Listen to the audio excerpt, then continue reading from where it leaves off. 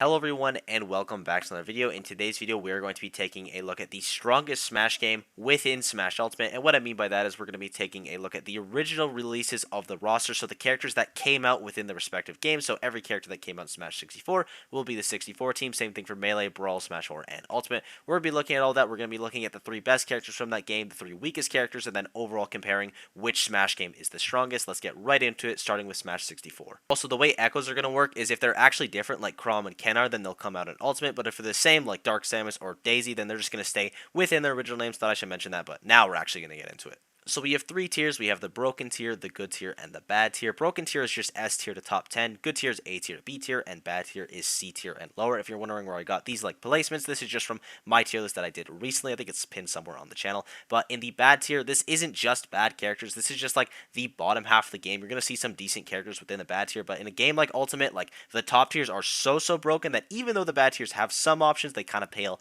in comparison. But in the broken tier, Smash 64 starts off really strong and only has 12 characters, but it has 5 of them within this like really strong characters. You have Fox, Pika, Samus, Yoshi, and Mario. Fox and Pika both being top 10, so that's like very good. In the good tier, you have Link, Ness, Falcon, and Luigi, which is also pretty strong. And then the bad tier, you have DK, Kirby, and Puff. Kirby definitely being the weakest link because DK and Puff do have some potential as well as Kirby, but then again, it is Ultimate. Every character except like one or two has some options. So overall, 64 is very strong. Like again, incredibly top heavy. A majority of your characters are going to be in that broken tier, which is very strong for them. So a very good start if you're a 64 fan.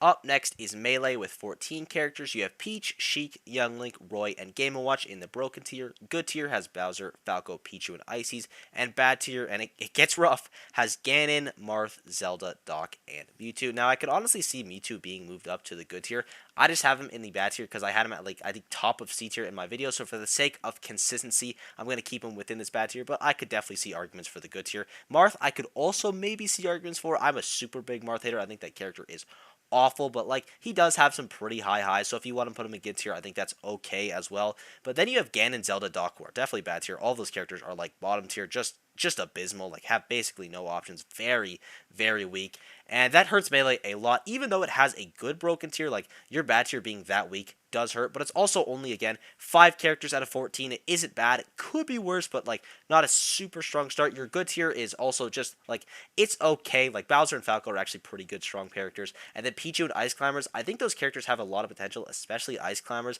Ice Climbers right now is in a weird spot because that character like shouldn't be doing well in the meta, but you have a lot of Ice Climbers players at the top 6 seeding, so maybe the tech for this character gets a lot better. Maybe people figure out the matchup and start destroying this character, like just abusing Nana a lot. I don't really know, but Ice Climber is a character that could fluctuate to the bad tier, maybe could fluctuate to the good tier. I doubt it, but it's not impossible, or could just stay within this good tier. I think I said fluctuate to good tier, I meant fluctuate to the broken tier. Ice Climbers is a character that has like a lot of potential to go both up and down, so we'll kind of have to wait on that one. And then your broken tier is pretty strong. You have Roy within your top 10. Always nice to have at least one top 10 rep. Peach and Sheik are honestly both characters, especially Peach, that I could see maybe being flexed into that top 10 range when played well. When these characters are like playing at their peak, they're both definitely top 10. It's just like very hard to do that consistently in tournaments. So they have a lot of potential. They're just very hard to pilot. And then Young Link and Game & Watch are just kind of solid all around. Game & Watch especially, that character is very strong. Has just some of the best options out of the game. Like obviously that out of shield is just incredible, especially in a game like Ultimate where people love mashing on your shield. And then Young Link just has some incredible buttons for mashing on the shield, speaking of Game & Watch. So these are some pretty strong broken tier, but I don't know if it makes up enough for that bad tier, because just like these Marth is like still pretty bad in my opinion. Mewtwo maybe shouldn't be in the bad tier, but that week of Ganon, Zelda, Doc, it really hurts. So we'll have to see if it hurts them enough to make them not the best in the end. Up next is Brawl with 16 characters. In the broken tier, you have Zero Suit, Sonic, Wario, Rob, PT, Snake, Wolf, and Olimar. In the good tier, you have Meta Knight and Lucas, and in the bad tier, you have Pit, Ike, DDD, Lucario, and Toon Link. I could honestly see both Toon Link and Pit being moved up to the good tier, especially Toon Link. I think that character is showing a lot more potential recently, but like Ike, DDD, and Lucario are pretty weak. Lucario in that bottom 3 for me, and then Ike and DDD not super strong, but then again, your bad tier is going to be your weakest, and it's definitely not as bad as Melee, so that's always nice. Your good tier only has Meta Knight and Lucas, but Lucas is honestly a character that I think could get a lot better as the meta progresses, just because of how strong his slingshot combos are. Like Lucas is one of the best characters in the game at using slingshot, so I think that is something to consider. And then in your broken tier, there is a majority of your characters, and you have Rob, PT, Snake, and Wolf. They're not in my top 10, but I think they're all like borderline top 10. I could see them all being top 10, especially Rob and Snake. Those characters are very strong. You have Sonic, who I have as the best character in the game in most people's top 5. That character is super stupid. And then Zero Suit, Wario, and Olimar just being pretty strong overall. Like maybe Olimar being the weakest out of all of them, but all of these characters are incredible. Again, having the best character in the game, it really does help your roster. And then a character like Rob and Snake especially, I think those are definitely top 10 caliber characters. They're obviously in the broken tier.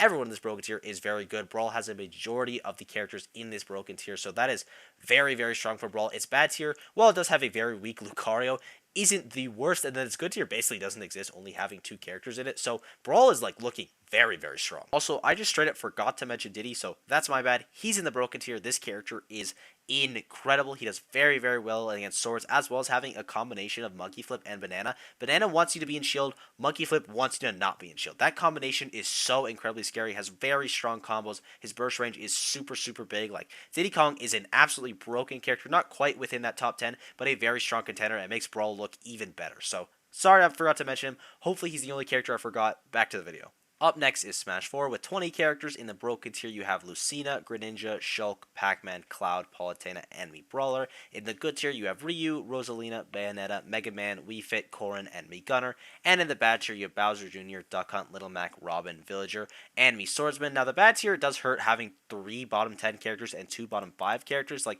Mii Swordsman and Little Mac are very bad, and Duck Hunt isn't great either. Bowser Jr., I could see him move it up to the good tier. I think Robin and Villager, though, are fine within the bad tier. They're probably somewhere within the middle, but I think Bowser Jr. is the only one you could really argue to be any higher. I think these characters have some pretty big weaknesses which do hold them back. But 6 characters in the bad tier may seem bad, but you also have to consider that Smash 4 does have the biggest roster that we've seen so far with 20 characters, as well as just being like your good tier and your broken tier have 7. This bad tier only has 6, so it does seem a little bit bad, but in proportion, it is at the end of the world. Your good tier also has some very strong hitters. This might be the best good tier. You have Ryu in here, who's really, really strong.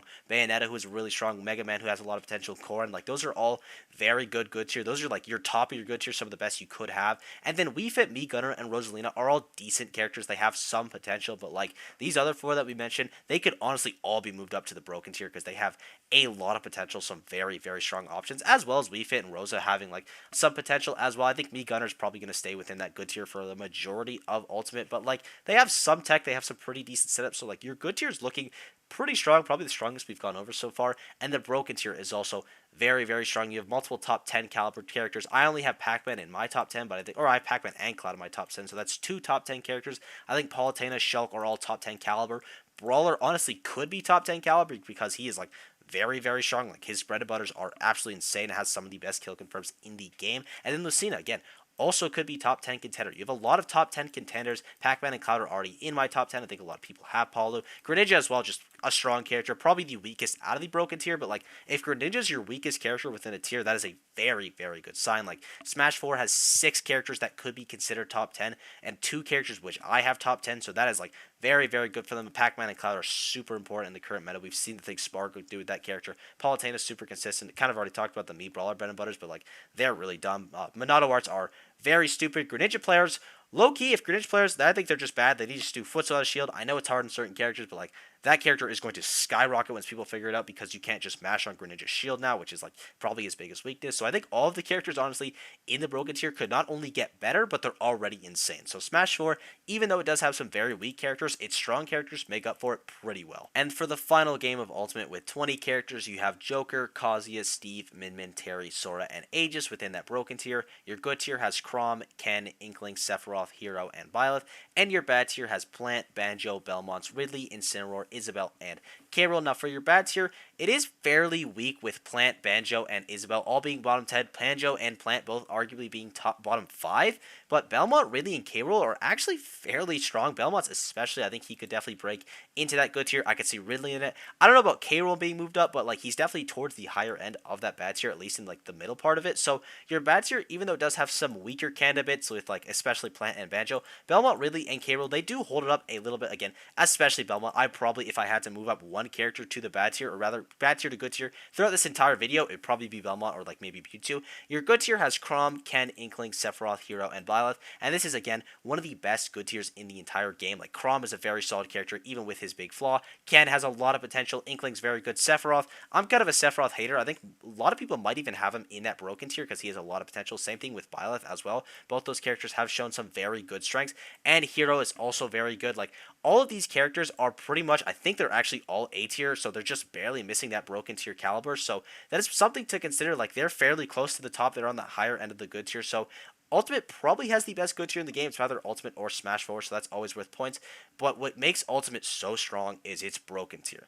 Oh my lord, it's broken tier strong. Joker, Kazuya, Steve, those are all top 5 characters for me. Aegis is also top 10. So you have 4 characters in the top 10 and 3 of them are top 5. That is very, very good. And then Min Min, Terry, and Sora are also all incredible. I could honestly see Min Min being argued for top 10 as well because that character is stupid, but Terry and Sora have some very strong options. I think Sora stocks are only going to get better as people just figure out the combos more. Terry is just like, he just has such simple bread and butters for so much damage, and while he does have some weaknesses, like Go Meter is still really strong, his advantage state is incredible, his killing is also very, very good, and then Min Min, like, we all know why Min Min's a problem. That character just, like, literally does everything from anywhere on the stage. It's actually insane. Something also to be considered, though, is, like, if Ultimate didn't have DLC, if we broke up Ult DLC and just normal base Ultimate, DLC Ultimate's, like, easily the best in the game, but normal Ultimate is terrible. They have no characters in that top tier. Every single one of Ultimate's top tiers is a DLC character, which is pretty interesting. You could maybe argue that Ken or Chrom or maybe Inkling is top tier, but even those are pretty far stretches, so Ult is hard carried by DLC, but I think we kind of already all knew that, but we've gone through all the characters in the game. Now let's finally rank them. And now, here we are, we've gone over all the games, and this is a bit tough for me to decide how to do this because I want to go off percentages because that makes sense, but then also you have a game like 64 where there's way less characters, and a game like Ultimate, these 42 and 35, Ultimate has more characters within that top tier, so this is something to consider, but I think right away, just looking at these pure numbers, by the way, the green is the broken tier, blue is the good tier, and red is the bad tier, we can eliminate Melee because it has the worst bad tier while still having less characters than 3DS and Ultimate, and its good tier isn't that much higher. It's like 1% higher than both of those games. Brawl's is way higher. 64's is a bit higher, as well as having way less of a bad tier. So we're going to eliminate Melee right away. Also have to consider like their bad tier is very weak, and they probably out of all the games had the weakest like broken tier, even though the broken tier is obviously very strong. You had good characters in there like Roy and Peach. I do think we're going to eliminate Melee first. Sorry, Melee fans, Nintendo really does hate you, but now we have these final 4. And with the 4 final games, the way that I've decided the winner is I've taken the 3 categories of broken, good, and bad, and I've compared the games within themselves. I have Ultimate as the strongest broken tier, so they're going to get 4 points. Brawl is going to get 3, Smash 4 is going to get 2, and 64 is going to get 1, and then at the end we'll tally up all the points. For the good tier, we have Smash 4 winning that out, then we have Ultimate in second, 64 in third, and Brawl in last. And then the bad tier, you have 64 with the strongest bad tier. Like, their bad characters aren't really that bad. Like, Kirby's kind of weak, but the other 2 are fairly strong, to be honest. And then Ultimate is in second, Brawl is in third, and Smash 4 has the worst bad characters. And then for the point tally, we have 64 with 7 points, Brawl with 6 points, 3DS with 7 points, and Smash Ultimate with 10 points. Best game ever made. We already knew this. Like, come on, guys. Is this really a surprise here? But we have Brawl in 4th place, Melee in 5th, obviously. And then 64 and 3DS, I am going to give it to 64, just because of, like, the 64 and Ultimate, or rather Smash 4 top tiers, are fairly close. Like, they both have characters in the top 10, even though 64, or rather 3DS, God, it does have more characters in the top 10, just also has more characters. But, like, Smash 4's bottom tier is just so weak. It's, like, really bad. They have basically no one good in there. Like, they have a couple good ones, but, like, you have both Little Mac and Mii Sword Fighter, whereas 64 doesn't really have that many bad characters, like Kirby being their only bad one. Their mid tiers, while I think 4's is like way stronger, it's like the top tiers are like pretty similar. I think 4's is a little bit better in the mid tier, but like, God, 4's bottom tier is just so weak. So I'm going to give it to 64 for second. And then Ult, I think, is pretty clearly the strongest just because of how good DLC is. But there is also discussion, should DLC be considered its own thing? You know, there is like 12 DLC characters, and Ult DLC even with just alt DLC is like clearly the strongest. Alt by itself, like no DLC, is probably the weakest. Honestly, they have no characters within that top tier, but alt DLC goes absolutely crazy. We kind of all knew that though. That stuff is broken. But I thank you guys for watching. I hope you enjoyed. Let me know what you think. Let me know what your rankings are. Sorry for the lack of upload yesterday. I just forgot. Honestly, I didn't have a video plan, so that's my bad. But I hope you enjoyed. Sports been absolutely unreal lately. Video ideas are always appreciated. Let me know what you guys think, and I will see you all in the next video. Bye bye.